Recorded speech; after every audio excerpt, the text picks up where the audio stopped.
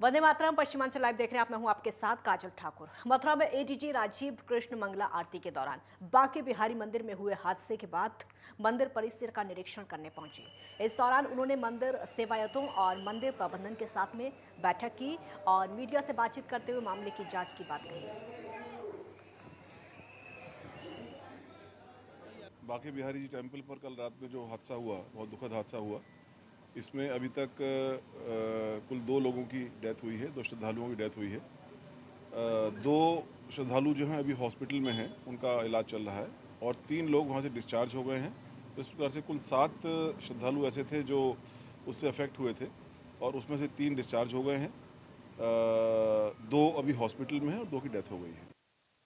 संभल के ब्लॉक असमोली में अमृत सरोवर तालाब का लोकार्पण जिलाधिकारी मनीष बंसल ने किया और इसको अत्याधुनिक तकनीकी से बनाया जा रहा है। इस तालाब के चारों ओर बैठने के लिए बेंच और ट्रैक तैयार किया गया है। इसके साथ ही सरोवर को बनाने में गुणवत्ता का पूरा ख्याल रखा जा रहा है। जिलाधिकारी खुद इससे जुड़े कार्यों की निगरानी करते हैं और आपको बता दें कि हर जिले में 75 तालाब डेवलप किए जा रहे हैं। लोकार्पण के लिए जिलाधिकारी महोदय उनका वो संकल्प है कि उनको ठीक आज़ादी के अमृत महोत्सव की योजना के अंतर्गत जनपद संभल के ब्लॉक असमोली के गांव भटपुरा में जिलाधिकारी मनीष बंसल ने अमृत सरोवर तालाब का उद्घाटन किया है। उनसे बात करेंगे। सर, अमृत सरोवर तालाब का उद्घाटन किया गया, किस तरीके से इसे देखते हैं? देखिए, बहुत ही एक सुंदर यहाँ पर सरोवर जो प्रशासन की और हमारे माननीय प्रधानमंत्री जी और माननीय मुख्यमंत्री जी की एक परिकल्पना है, उसके तहत यहाँ बनाया गया है।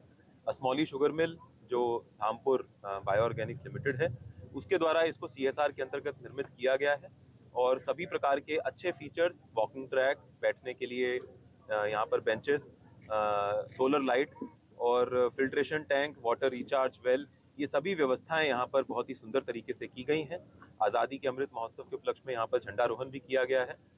यहाँ पर जो अभी गांव के लोगों ने बताया कि सुबह और शाम काफ़ी भीड़ रहती है। गांव की महिलाएं, बच्चे, बूढ़े सब लोग यहाँ पर आकर इसका आनंद उठा रहे हैं। तो हमारी कोशिश यही है कि इसी प्रकार के अच्छे तालाब जो हैं पूरे जनपद में बने। लगभग 130 तालाबों का चयन हमारे द्वारा किया गया है और सबको इसी तर्ज पर डेवलप किया जा रहा है। ये एक आदर्श तालाब है और इसी को हम लोग हर जगह पर लेकर जा रहे हैं। नेटवर्क टर्न पर हमारी जानकारी दे रहे थे संभल के जिलाधिकारी मनीष बंसल। सनी गुप्ता, नेटवर्क 10। मेरठ पुलिस ने नकली एस्टेरॉयड का भंडाफोड़ करके फैक्ट्री से 40 लाख रुपए कैश बरामद किए हैं। सर्विलांस टीम के साथ मौके पर पहुंची 3 थानों की पुलिस ने छापेमारी करके इस काले कारोबार का खुलासा किया और पुलिस ने बताया कि कंकरखेड़ा थाना क्षेत्र में भोला रोड पर मोहम्मद शाहरुख के मकान में छापेमारी करके नकली प्रोटीन और सप्लीमेंट बरामद किया गया। मोहम्मद शाहरुख को पुलिस ने गिरफ्तार कर लिया। ये एक इनपुट मिला था सर्विलांस टीम को कि यहाँ पर नकली एस्टेरॉयड्स बनाए जा रहे हैं जो कि विदेशी कंपनियों के ओरिजिनल के तौर पे यहाँ पे तैयार करके और मार्केट में खपाए जा रहे हैं। इस सूचना पर थाना कंकरखेड़ा पुलिस को साथ लेकर रेड किया गया और साथ में फूड डिपार्टमेंट और ड्रग डिपार्टमेंट के जो ऑफिसर्स हैं उनके साथ रेड की गई। तो यहाँ पे तमाम जो टैबलेट्स और जो स्टेरॉयड हैं उनके टैबलेट्स, कैप्सूल्स, ये सब बरामद हुए हैं। साथ ही कच्चा माल मिला है और रैपर्स और होलोग्राम्स जो ये लोग नकली हैं वो सब यहाँ से मिला है, तमाम विदेशी कंपनियों के। इसके पास से कुछ कैश भी मिला है, लगभग 40-42 लाख का, जिसकी अभी काउंटिंग की जा रही है। ये अभी गिनती और काउंटिंग का काम अभी चल रहा है। अभी ये बाद में डिटेल आपसे शेयर कर ली जाएगी। यूपी के अमरोहा में विद्युत विभाग से नाराज किसान 12 दिन से अनिश्चितकालीन हड़ताल पर बैठे हैं, जिसके बाद अब वो चक्का जाम करने की बात कर रहे हैं। दरअसल 12 दिन से हड़ताल पर बैठने के बाद भी विभाग ने किसानों की सुध नहीं ली, जिससे नाराज होकर किसानों ने अनिश्चितकालीन हड़ताल की चेतावनी दे दी है। आपको बता दें कि कृषि पोषक कोष की मांग को लेकर अमरोहा में 12 दिनों से किसान धरने पर बैठे। वहीं सिंचाई आपूर्ति पूरी न मिल पाने पर किसानों की फसलें सूख रही हैं। हमारी मांगे पूरी करो। कुआखेड़ा बिजली घर पर अनिश्चितकालीन धरने का 12वां दिन है आज। और आगे क्या क्या रणनीति बनाई है आप लोगों ने? हमने फैसला लिया है, अल्टीमेटम भी दे दिया है और तहसीलदार महोदय को ज्ञापन भी दे दिया है। कल हम रोड जाम करेंगे कुआखेड़ा में। जब तक हमारा कृषि पोषक कोष नहीं आता तब तक हमारा अनिश्चितकालीन धरना रहेगा और कल हम रोड जाम करेंगे। हम किसी की नहीं मानेंगे। एक ब्रेक के लिए यहाँ पर रुकेंगे, जल्द लौटेंगे।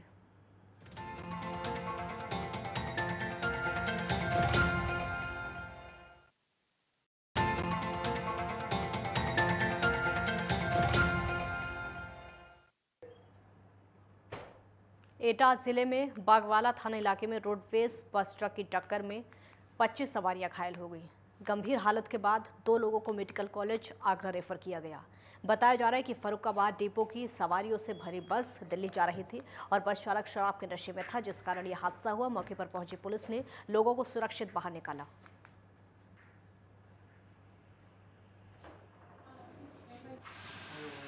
नोएडा से इलेक्ट्रॉनिक सिटी सेक्टर 63 पर मौजूद आईटी कंपनियों और फैक्ट्रियों में रेकी करने के बाद चोरी करवाने वाले गिरोह का पर्दाफाश किया गया है, जिसमें पुलिस ने 5 बदमाशों को सेक्टर 62 के गोल चक्कर के पास से गिरफ्तार किया है। पुलिस से पकड़े गए बदमाशों की निशानदेही पर चोरी के 22 लैपटॉप, 7,000 नकद बरामद किए। सेक्टर 63 की पुलिस को एक अच्छी कामयाबी मिली है। इनका पुराना आपराधिक इतिहास है। ये पहले भी थाना सेक्टर 20, थाना फेज 2 और थाना सेक्टर 49 से इससे पहले भी जेल जा चुके हैं। इनके अन्य आपराधिक इतिहास और बाकी किस तरह से ये लोग आगे लैपटॉप्स को बेचते थे, क्या इनका और भी कोई और बहुत बड़ा गैंग है, इसकी और जांच की जा रही है। यूपी के मैनपुरी में पुलिस और अपराधियों के बीच में मुठभेड़ हो गई है, जिसमें पुलिस की गोली लगने से अपराधी घायल हो गया है। आपको बता दें कि अपराधी पर 1 दर्जन से ज्यादा मामले पहले से दर्ज थे, साथ ही 25,000 का इनाम भी घोषित था। और वहीं गिरफ्तार किए गए अपराधी से पुलिस ने तमंचा और कारतूस बरामद किए। ये अपराधी की तस्वीरें भी 25,000 का इनाम घोषित जिस पर था, तमंचा और कारतूस बताया जा रहा है, जो कि अपराधी से बरामद किया गया है। मुठभेड़ हुई पुलिस और अपराधी के बीच में, जिसको गोली लगी। देखिए तस्वीर आप देख सकते हैं, अपराधी को पैर में गोली लगी है। 1 दर्जन से ज़्यादा मामले दर्ज बताए जा रहे हैं, जो कि इस अपराधी पर पहले से हों। उत्तर प्रदेश के मैनपुरी का ये पूरा मामला है।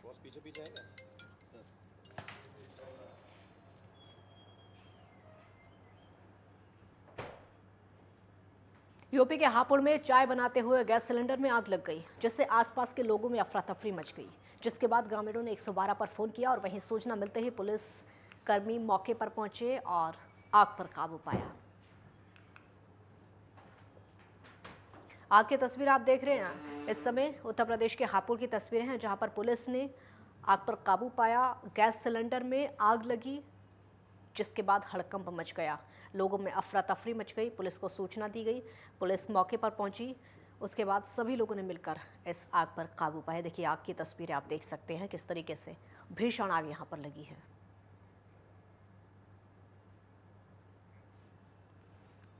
मेरठ के सरूरपुर थाना क्षेत्र में फिर से गोकची की घटनाएं सामने आई हैं। शुक्रवार को एक बार फिर से जन्माष्टमी के दिन थाना पुलिस को खुली चुनौती देते हुए मैनापुठी गांव के जंगल में गोकची की घटना को अंजाम दिया गया और जंगल में चारा लेने गई महिलाओं ने गौवंश के अवशेष पड़े देखकर गांव में सूचना दी, जिसके बाद लोग मौके पर एसएसपी को बुलाने पहुंचे और सस्पेंड करने की भी मांग की।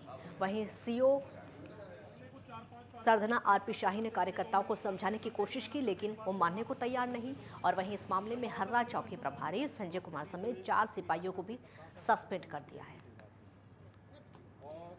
थाना क्षेत्र सरूरपुर में कल ये जो गांव है हर्रा और मैनापुठी, इसके बॉर्डर के जंगलों के आसपास कुछ गोवंश के अवशेष मिले थे।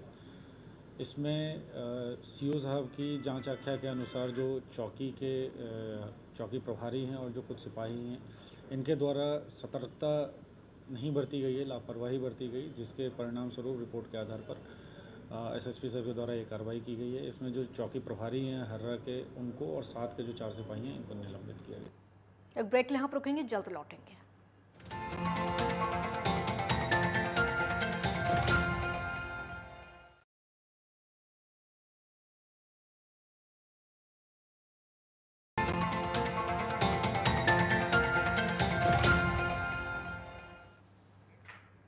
ब्रेक के बाद एक बार फिर स्वागत है आपका। नोएडा के सरफाबाद के यदु पब्लिक स्कूल में पूर्व मंत्री और सांसद डीपी यादव के पिता स्वर्गीय तेजपाल सिंह की प्रतिमा स्थापित की गई और इस मौके पर मूर्ति स्थापना समारोह का आयोजन किया गया। इस कार्यक्रम में राजनीति और फिल्म जगत की कई हस्तियां शामिल हुई।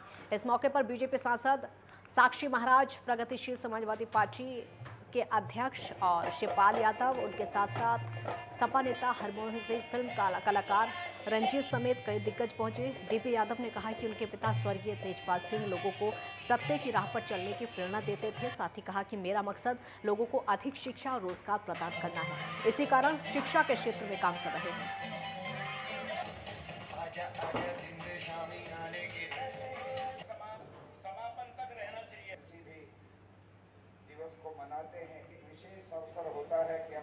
आज नोएडा पहुंचे हैं यदुवंशी पब्लिक स्कूल की तरफ से। यहाँ पर मूर्ति स्थापना समारोह रखा गया है।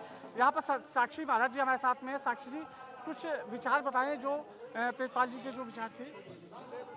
महाशय स्वर्गीय तेजपाल सिंह जी आज़ादी के दीवाने थे, स्वतंत्रता संग्राम सेनानी थे, जी भर के जिए इस देश के लिए। 13 बेहो अमर रहे हम दिन 4 रहे न रहें, उस संस्कृति के वो महाशय थे। जैसा कि मंच से आप सुन रहे थे, महाशय नाम इसलिए उनका पड़ा था कि महान आशय के लिए, महान कार्य के लिए जो काम करे वो महाशय। आज उनकी मूर्ति का अनावरण है। चूंकि डीपी यादव जी से मेरे 35 साल से भी पुराने संबंध हैं, तो मुझे आना ही था। स्वर्गीय तेजपाल सिंह जब 13वीं संस्कार था, आज से 5 साल पहले, तब भी मैंने पर्याप्त समय दिया था, मैं यहाँ आया था। तो आज फिर उनके चरणों में नमन करने के लिए यहाँ उपस्थित हुआ हूँ। आपका बहुत बहुत धन्यवाद। हमारे साथ बात करने के लिए साक्षी महाराज जी थे। इनका साफ तौर पे कहना है यहाँ पर डीपी यादव की वजह से यहाँ पर पहुँचे थे, क्योंकि उनके पुराने संबंध थे।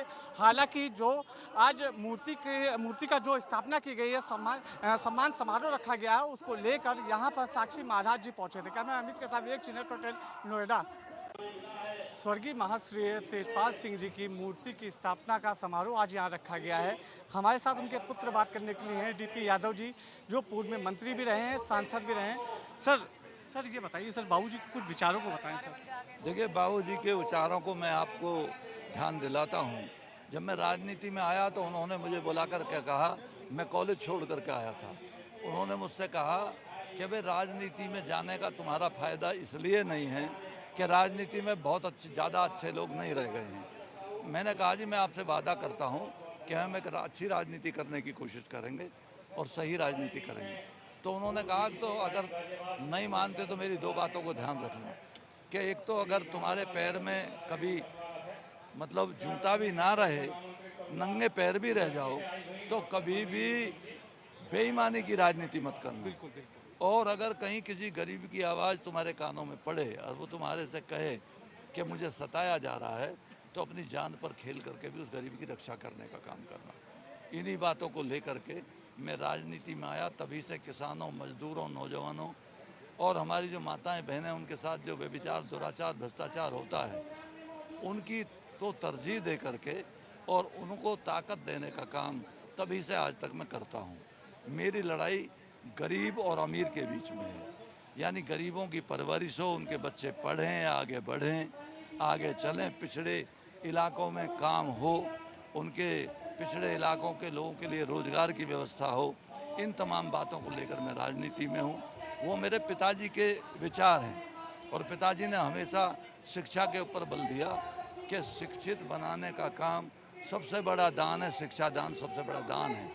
उनकी बातों को मानकर आज हम इस रूप में हैं। यादव जी, मैंने यहाँ लोगों से बात की तो यहाँ पे एक लोकप्रिय नेता के रूप में आपको देखते हैं, और सबसे बड़ी बात यह है, क्योंकि सबसे बड़ी चीज़ है लोकप्रिय नेता के रूप में आपको पसंद करते हैं लोग यहाँ पर। देखिए, मेरा स्वभाव और मेरा कर्म इस बात का प्रतीक है कि मैं लोगों के लिए काम करता हूँ और गरीब लोगों का साथ देता हूँ, नौजवानों का साथ देता हूँ। अथक परिश्रम मैंने राजनीति में किया है, इसीलिए मैं 4-5 बार विधायक भी रहा, मंत्री भी रहा, लोकसभा में रहा, राज्यसभा में रहा। तो कुल मिलाकर के लोगों के बीच जो काम करने का मादा है वो हमारा बिल्कुल उसी तरीके से है। इसलिए हम हर तरीके से मजबूती के साथ अपने लोगों के बीच में जीने का काम करते हैं। बिल्कुल, जो संस्कार दिए गए हैं। यूपी के बदायूं में शराब पीने के दौरान 2 लोगों में मारपीट हो गई और देखते ही देखते मामला इतना बढ़ गया कि एक व्यक्ति की गला दबाकर हत्या कर दी गई, जिसके बाद ग्रामीणों की सूचना पर मौके पर पहुंची पुलिस ने शव को कब्जे में लेकर पोस्टमार्टम के लिए भेज दिया और वहीं पुलिस ने आरोपी को गिरफ्तार करके कोर्ट में पेश करके जेल भेज दिया।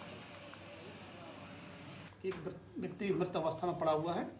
तत्काल थाने की पुलिस तथा सर्विलांस और फोरेंसिक टीम यूनिट पहुंच गई। वहां पे वरिष्ठ अधिकारियों द्वारा भी मौके का मुआयना किया गया। मृतक की पोस्टमार्टम कराने के बाद ये तथ्य प्रकाश में आया कि इसकी मृत्यु स्ट्रेंगुलेशन से हुई है। परिजनों द्वारा 2 तहरीर दिया गया। उस तहरीर में एक व्यक्ति रुपेश को नामित किया गया तथा एक अज्ञात को रखा गया। रुपेश से पूछताछ के दौरान ये तथ्य प्रकाश में आया कि रुपेश तथा उसका एक साथी प्रदीप दोनों मौके पे थे। रुपेश और मृतक हरवीर दोनों बैठ के शराब पी रहे थे और शराब पीने के दौरान इनके बीच आपस में कहासुनी और गाली गलौज हुई। इसी दौरान अभियुक्त रुपेश ने हरवीर को गला दबा के हत्या कर। हापुड़ के गढ़ मुक्तेश्वर में वाहन चोरी का आतंक है और क्षेत्र में बेखौफ होकर दिन दहाड़े चोरी की वारदात को अंजाम दे रहे हैं। चोरी की घटना घर के बाहर लगे सीसीटीवी में कैद हो गई, जहां बेखौफ चोरों ने कुछ ही पल में बाइक पर हाथ साफ कर दिया और बाइक लेकर रफू चक्कर हो गए।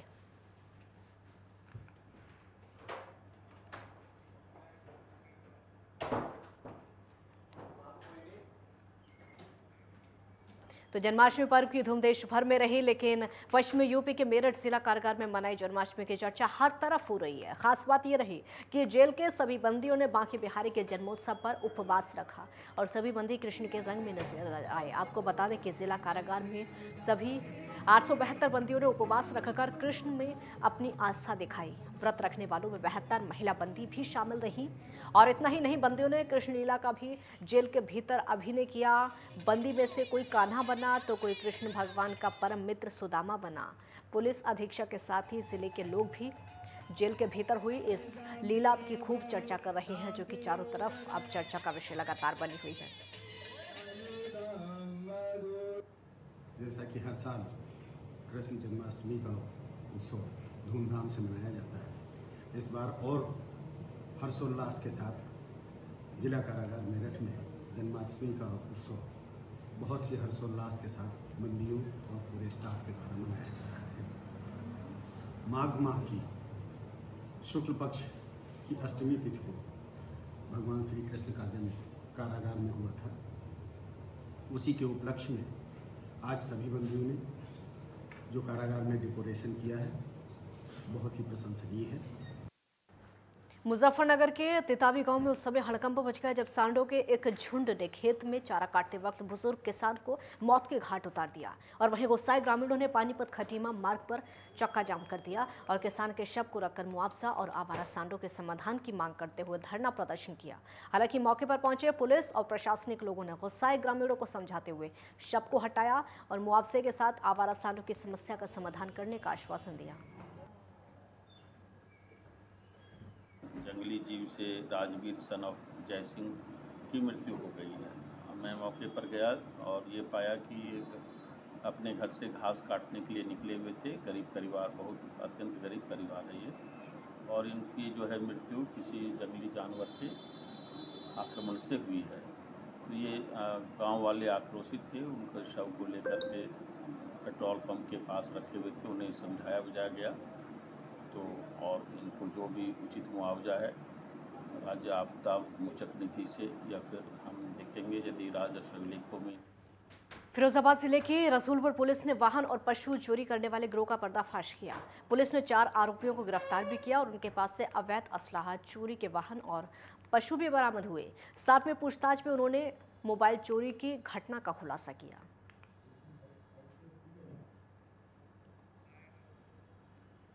देखिए, रसूलपुर पुलिस टीम ने एक चोरों का गैंग का पर्दाफाश किया है, जिसमें 4 लोगों को गिरफ्तार किया गया है।